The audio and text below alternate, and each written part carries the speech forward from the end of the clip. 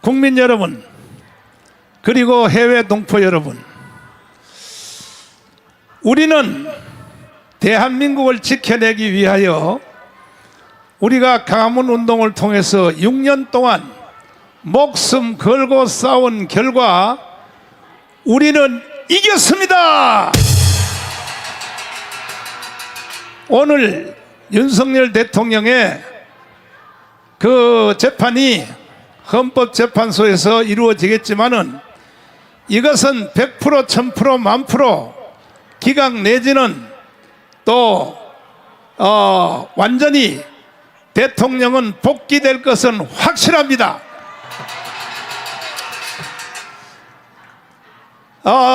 윤석열 대통령께서 계엄령을 선포하니까 모든 언론들이 종편 또 공중파 KBS, MBC, SBS가 계엄령 원문을 감춰버렸어요. 그리고 패널들이 좌파 우파 뭐 진짜 우파인지도 모르지만 이 사람들을 데려다가 무조건 계엄령은 잘못되었다, 모든 언론들이 그렇게 평론을 했습니다. 내가 너무 열받아서 이것은 도대체 계엄령을 왜 했는지, 계엄령 원문을 왜 보도 안 하는지 열받아서 우리는 바로 계엄령 선포 그 다음 날부터 부산, 울산, 포항, 대구, 구미, 안동, 저 순천까지 목포까지 전국을 다니면서 이 계엄령 원문을 틀어줬습니다. 그 중에서 계엄령 원문 제일 마지막 부분을 여러분이 직접 한번 들어보겠습니다. 이것을 계속 우리가 틀어줬어요. 왜?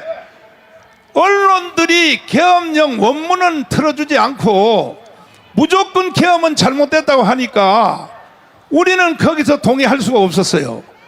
윤석열 대통령이 계엄령을 선포 안 했으면 대한민국은 이미 북한으로 넘어갔습니다. 동의하십니까? 동의하시면 두 손 들고 만세.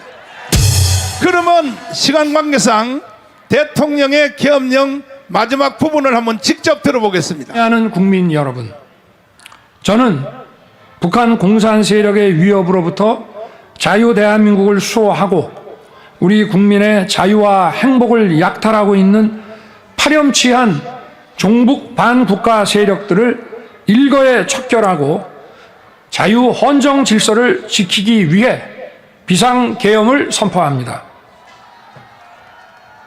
자, 계엄령 마지막 전체가 세 가지인데 하나는 뭐냐? 대통령이 사람 데리고 쓰려면 쓴다고 하니까 다 탄핵시켰어요. 지금까지 30명을 탄핵시켰어요. 그 다음에 국가 예산에 대하여, 아니 우리나라 건국 이후로 국가 예산을 줄인 사람이 예가 없습니다. 이도호 교수님 잠깐 올라오세요. 자, 우리나라에 간첩들이 지금 몇 명이나 있느냐? 이도호 교수하고 내가 짧게 한번 멘토를 해보겠습니다. 자, 이도호 교수님. 예. 황장혁 선생님하고 활동을 했었죠? 예, 황장혁 선생하고 한 5년 정도 매주 세미나를 같이 했습니다. 했죠? 예. 황장혁 선생님이 말씀할 때에 뭐라 그랬냐? 간첩이 5만 명이 있다. 예. 이렇게 말했죠? 그때 분명히 그렇게 이야기했습니다. 틀림없죠? 예. 그런데 김국선 선생님은 뭐라고 말했냐? 5만 명이 뭐야? 15만 명이 있다는 거야. 15만 명. 예. 맞습니다. 그러면 여기 모니터 한번 띄워봐요. 간첩은요, 종류가 북한에서 직접 파송한 직파간첩이 있어요. 직파간첩. 직파간첩이 있고, 두 번째는 뭐냐면 직파간첩에게 포섭된 한국 안에서 태어난 이것이 포석간첩이에요. 포석간첩. 여러분 뒤에 다 보이시나요? 포석간첩이 있어요. 그 다음에 고정간첩 뭐냐? 요것도 결국 한국 안에서 생산된 고정간첩이야. 그 다음 뭐냐, 동조간첩. 동조간첩은 자기가 간첩인 줄 모르면서 간첩을 따라서 하는 바로 간첩의 가족들입니다. 간첩의 가족들. 그 다음에 간첩을 따라하는 간첩, 이것을 종북 세력이라고 합니다. 그러니까 이러한 상태를 윤석열 대통령이 아시고 안 겁니다. 결국은 반국가 세력이 뭐냐, 이게 간첩들이란 말, 간첩들. 간첩들입니다. 이것을 처단하기 위해서 계엄령을 선포했다고. 예. 어떻게 생각하십니까? 예, 그 윤석열 대통령이 피를 토하는 심정으로 본인이 호소했고, 그리고 지금 당장 대한민국이 무너져도 이상하지 않다고 한 건 대한민국을 장악하고 곳곳에서 대한민국을 전복하려는 종북 세력들의 위험을 너무나 잘 알고 있었기 때문입니다, 목사님. 자, 제일 마지막으로 뭐냐, 우리 저 빨갱이 교수님, 예. 이게 결국은 해방 후로 예. 대한민국을 북한이 완전히 점령하기 위하여, 예. 아니 연세대학에 다니면서 지하 언더스kel에서 예. 전부 다 계속 간첩짓을 이도호 교수가 직접 했잖아요. 그걸. 그렇죠. 그 지하에서 북한 지하 방송을 듣고 뿐만 아니라 북한에 내리는 지령문들을 듣고 그 투쟁의 구호대로 그대로 했는데, 김국 선생님 이번에 보니까 바로 이번에 그 민노총 간첩도 여전히 북한의 지령 구호대로 그대로 하고 있더라고요, 목사님. 네. 자, 그 말씀하세요. 예. 이번에 민노총이 보면 대통령이 이거 이태원 사태가 벌어졌는데 이게 나라냐? 퇴진이 추모다라는 구호를 지령을 내렸는데 바로 그 다음날 종북 주사파들의 시위 현장에 그 구호를 그대로 들고 나왔습니다. 바로 이것이 대한민국이 종북들이 북한의 지령을 따른다는 명백한 증거입니다. 자, 이제 11시부터 헌법재판소에서 재판의 그 원고를 읽기 때문에 이제 20분밖에 남지 않아서 짧게 토크하겠습니다. 김국성 선생님, 어디 가셨냐? 야, 오십시오. 예. 자, 짧게 예. 토크하고 연설은 이제 내일 하기로 하고, 예. 일단은 해방 이후에 80년 동안에 예. 북한이 대한민국을 점령하기 위한 것을 포기한 적이 있어 없어요? 단 한 번도 없습니다. 한 번도 없어요? 예, 예. 자, 마이크 볼륨 좀 올려줘요. 그리고 처음에는 이승만과 박헌영의 싸움이었었지 않습니까? 그렇습니다.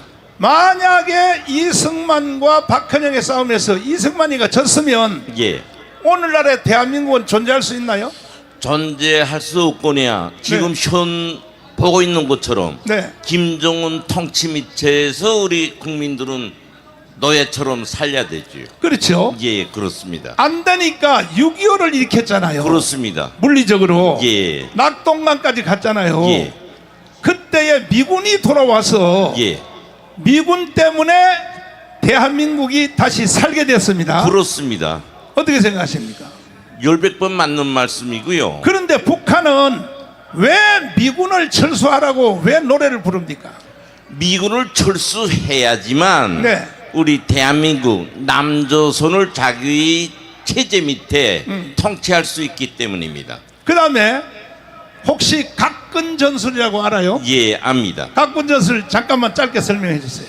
예, 각군 전술은 저 김일성이가 우리 대한민국을 이제 조카 통일하기 위해서 내놓은 정책으로서 1969년 저 북한의 조선노동당 130 연락서라고 있습니다. 이게 대남 부분입니다. 조카 공작하는 여기에 나와서 각군 전술이라는 그 전술을 내놨어요. 네. 각군 전술은 하나는 미국, 하나는 일본을 의미하는 것으로서 이전에 양반들이 쓰는 갓, 거기에 매는 양꾼을 의미하는 거예요. 네. 한쪽은 미국, 한쪽은 일본 오는 거 하나 끊어놓으면 날라간다. 날라간다. 자, 예. 시간 관계상 빨리빨리 한마디씩만 하겠습니다. 그래서 6.25를 통해서 안 되니까 예. 대한민국 안에서 북한의 지하당을 만들라고 예. 만든 첫 번째가 뭐냐? 통역당 사건 아닙니까? 예. 통역당 사건 이거 한번 보여주세요.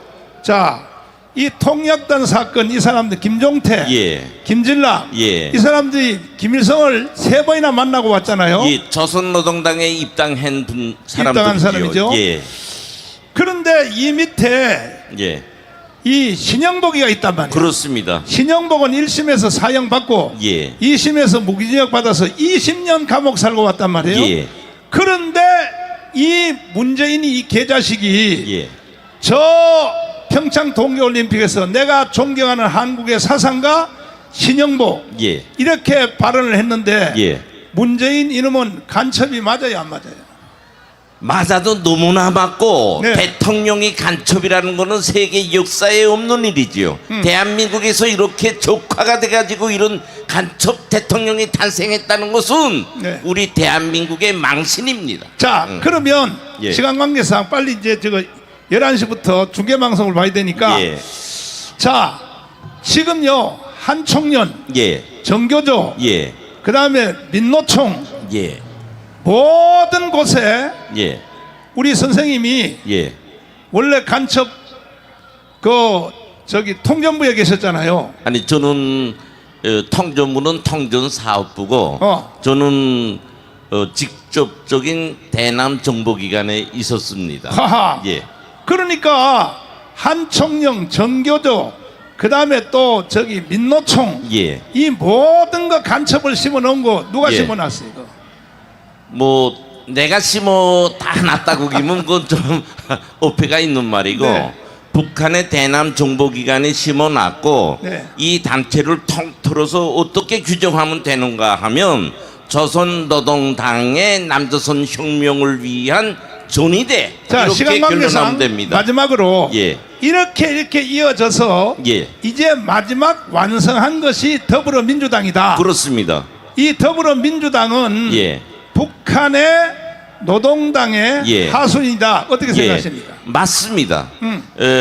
우리가 저 좌파 세력 하면 간첩 세력 밑에 산생된 세력으로서 반국가 세력인데 이 반국가 세력의 중심은 민주당이며 민주당은 80년 동안 북한의 노동당의 영양소를 먹고 자라난 위장된 대한민국을 위한 당이 아닌 북한의 하부당이라고 보는 것이 맞습니다. 자 여러분 알아들으셨어요? 더불어민주당은 소속이 어디 돼 있다고? 북한의 노동당의 하수당이라고 하잖아. 하수당이라고. 여러분도 그렇게 생각하시면 두 손 들고 만세. 자 시간 관계상 김학성 교수님 빨리 올라오시고 자 빨리 올라오시고 그 다음에 또 황준 장군님 빨리 준비하시고 자 지금 헌법재판소에서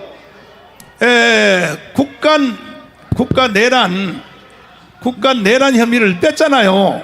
네, 내란죄 혐의를 뺐습니다. 뺐으면 그것으로 바로 그날부로 대통령은 원상복귀를 시켜야 될 거 아닙니까? 논리적으로는 그게 맞는데요. 예. 헌법재판소가 타락했기 때문에 아직까지 시간을 끌었던 겁니다, 목사님. 그러니까 헌법재판소 저것도요 용서하면 안 돼. 그러니까 헌법재판소 다가 아니고 목사님, 예. 그 자유우파 대한민국의 자유민주를 부정하는 네. 그런 재판관들을 용서할 수 없는 것이고요. 한마디만요. 예. 예. 우리가 이 국민을 계몽시키기 위하여 부산, 그 다음에 울산, 대구, 그 다음에 포항, 대구, 포항, 구미, 광주, 전주, 순천 다 다니셨어요, 목사님. 다니면서 예. 우리가 이 계엄령 원문을 계속 우리가 틀어주면서 네. 그러니까 국민들이 깨어나기 시작했지 않습니까? 그렇습니다, 목사님. 그렇잖아요? 예, 예. 그리고 특별히 우리 헌법학자 교수 제1번으로서 계속 그 포럼을 하고 네. 롯데호텔에서 예, 예. 그래 가지고 결국은 52% 52% 내지 55%, 네. 나는 개인적으로 75%가 넘어갔다고 생각합니다. 네. 이래서 대한민국이 살게 되었다 이거죠. 맞습니다, 목사님. 예. 맞죠? 예. 황주원 장군님 올라오세요. 황주원 장군님 어디 갔어요? 뒤에 계세요. 뒤에. 어디? 자, 장군님, 저 대통령이 돌아오시면 정식 계엄령 한 번 더 해야 되는 거 아닙니까? 그런 상황이 되면은 당연히 아니 근데 해야죠. 평소에 군인들은 전쟁을 위하여 준비되지만은 원래 평소의 훈련은 계엄령에 대하여 항상 예비하고 준비하는 거 맞죠? 네, 맞습니다. 네. 100년에 뭐 한 번 있을까 말까 하는 네. 그런 전쟁을 대비하는 것은 가장 기본적인 임무고 또 평시에는 국가가 안정되게 운영될 수 있도록 안보태세를 철저히 해야 되는데 야. 그중에 가장 큰 비중을 차지하는 임무가 바로 이 계엄이고 네. 이 계엄령에 대비하는 계엄령에 투입되는 부대는 아주 철저하게 준비를 하게 되어 있습니다. 아니 그러니까 평소에 군인들은 전쟁할 때는 전쟁을 위해서 군인들이 준비되어 있지만은 평소에는 계엄령에 대한 훈련을 항상 대비하고 연합사 출신으로서 그거 다 아시는 거 아닙니까? 계엄령은 네. 연합사하고 관계없습니다. 이거는 국내 문제이기 때문에 아, 한국 합참에서 합니다. 제가 합참작전본부장도 했고 또 특전사에서 공수부대에서 있을 때에도 네. 이거는 아주 1년에 몇 번을 검열을 하고 몇 번을 대비를 하고 훈련을 하는 겁니다. 어제 저는 국방차관을 비롯한 국방부 정책실장 대변인 이런 인원들이 나와서 기자회견을 했습니다. 저는 이 시기에 왜 그런 기자회견을 했는지부터가 너무나 의심스럽지만은 이놈들은 도대체 군인인지 군 출신인지 저는 이해를 못하겠습니다. 여러분 지금 이제 곧 발표가 나겠지만은 계엄령은 너무나 중요하기 때문에 헌법에 대통령의 통치권으로 인정하고 들어있는 겁니다. 여러분 독재국가도 아니고 공산주의 국가도 아니고 자유민주주의 국가에서 국민의 직접 선거로 선출된 대통령은 국군의 통수권자입니다. 자, 즉 대통령이 명령하면은 무조건 해야 됩니다. 자, 근데 핵심은 한마디만 하시고 시간 관계상 지금도 대한민국 모든 군대는 계엄령에 대하여 대비하고 있어요, 없어요? 분명 대비하고 있어야 됩니다. 아, 있어야 돼요. 네. 대비하고 있지 않는 놈들은 네. 전부 군법으로 다스려야 됩니다. 저는 대통령이 원복하시면은 가장 빠르게 인사권을 발휘하셔서 군, 경찰, 검찰 다 싹 갈아치우고 국가 반역죄로 거기에 동조하거나 거기에 넘어간 그런 인원들은 다 수사해서 처벌해야 됩니다. 특히 이번 계엄에 실패한 대비하지 못한 그런 모든 지휘관들은 반드시 군법으로 다스려야 됩니다. 네. 자, 자길 목사님을 모시겠습니다. 우리는 이겼습니다. 아니 대통령이 네. 돌아온다고 해서 네. 대통령이 사실은 네. 국회 해산할 수 있어요? 없습니다. 없죠. 네. 공수처도 해산 못하고 못합니다.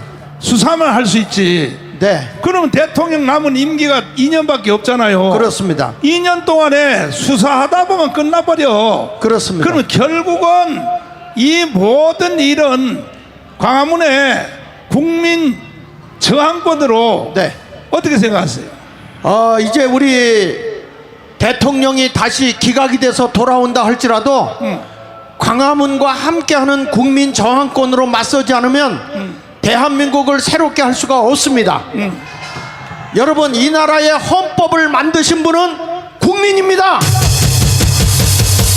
그런데 이 헌법을 파괴하는 세력이 있다면 당연히 국민이 저항권을 가지고 저들을 때려 잡아야 하는 것입니다. 그것을 할 수 있는 분은 우리 정광훈 목사님과 강화문 세력밖에는 없는 것입니다. 우리 대통령은 이제부터 여러분 100년 동안 체제 전쟁 중인데 우리나라가 일본에서 해방받았을 때도 그때도 여러분 우리나라 김일성과 이승만의 싸움이었습니다. 자유민주주의냐 공산주의냐. 그런데 6.25가 터졌을 때도 체제 전쟁이었습니다. 공산주의냐 자유민주주의냐. 지금 여러분 남로당을 비롯해서 흘러와서 지금의 열린우리당을 거쳐서 더불어민주당이 반국가 세력인 것입니다. 자, 시간 관계상 짧게 제해야 되는데 결국은 국민 저항권만이 대통령이 살아와도 대통령이 아무 일을 할 수 없어요. 트럼프를 만나러 가는 걸 외에는 할 일이 없단 말이야. 그러니까 결국은 광화문 국민 저항권이 모든 일을 해내야 되는데 이게 4.19 때 제대로 집행됐거든요. 그렇습니다. 4.19가 일어난 이유가 뭐냐? 부정선거 아닙니까? 부정선거. 지금 이번에 대통령 계엄령도 부정선거를 잡아내려고 한 거 아닙니까? 당연한 것이죠. 그러니까 우리는 4.19와 5.16 혁명으로 국가를 새로 재건을 해야 된다. 어떻게 생각하십니까? 이번에 부정선거를 반드시 밝혀내기 위해서는 우리 광화문 세력이 바다의 파도입니다. 대통령은 파도를 잘 타야만 사는 겁니다. 혼자서 수영하면요 익사에 돌아가셔요. 우리 정광훈 목사님과 함께 우리 광화문 세력의 바다가 있으니 파도 타서 대한민국을 혁명을 일으켜야 합니다. 우리 전 목사님이 이번에 반드시 우리는 부정선거 밝혀내고 국회를 해산해서 다시 대한민국을 세우도록 도웁시다. 자, 이제 내가 여러분들에게 물어보겠습니다. 대한민국을 제2의 건국을 해야 된다. 동의하시면 두 손 들고 만세. 그 다음 공수처를 완전히 해체해야 된다. 동의하시면 두 손 들고 만세. 그리고 중앙선관위를 해체하고 새로 구성해야 된다. 동의하시면 두 손 들고 만세. 여러분이 가장 기뻐하는 국회의원들을 해체시키고 3개월 안에 재선거를 해야 된다. 동의하시면 두 손 들고 만세. 그리고 헌법재판소도 저 상태로 두면 안 되고 이거는 대법원 아래 새로운 기구로 만들어줘야 된다. 동의하시면 두 손 들고 만세. 그러면 이 일을 해내기 위해서는 광화문 국민 저항 운동이 할 수밖에 없는 것입니다. 저는 최후의 목표를 자유통일. 왜 자유통일을 하지 않냐면 계속 문제가 발생할 것입니다. 북한의 애들이 장난쳐서. 그러므로 나는 목숨을 내놨습니다. 자유통일을 위하여 생명을 내놨습니다. 여러분도 생명을 내놓으실래요? 우리 자랑스러운 세계 경제 5위, 군사력 5위, 이 대한민국을 북한에게 넘겨줄 수 있어 없어요? 그런데 더불어민주당의 6번 통일정책에 보면 연방제 통일이라고 버젓이 써 있어요. 버젓이. 그리고 이재명이 발언하는 거 한번 봐요. 김일성, 김정일, 김정은을 폄훼하지 말라. 이 이재명 이 새끼는 간첩이 아니야.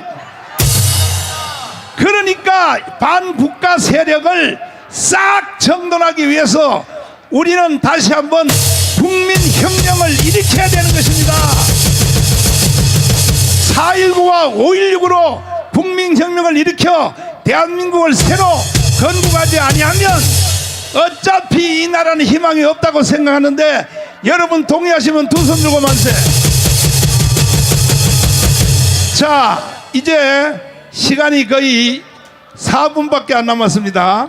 이제 헌법재판소로 이제 지금 재판관들이 논고하는 것을 김학성 교수님 올라오세요.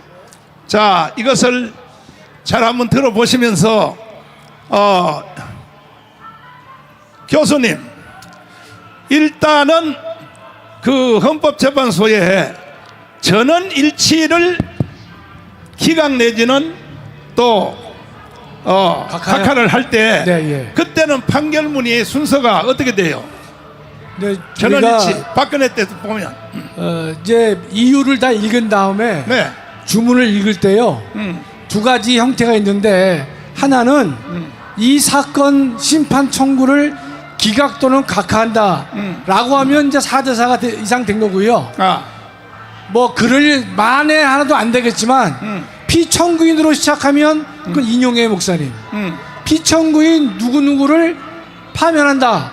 그러니까 피로 시작하면 인용이 되는 거고요. 이 사건 이로 시작하면 각하나 기각이 되는 것입니다, 목사님. 네. 지금 오늘 헌법재판소의 모든 재판 과정을 네.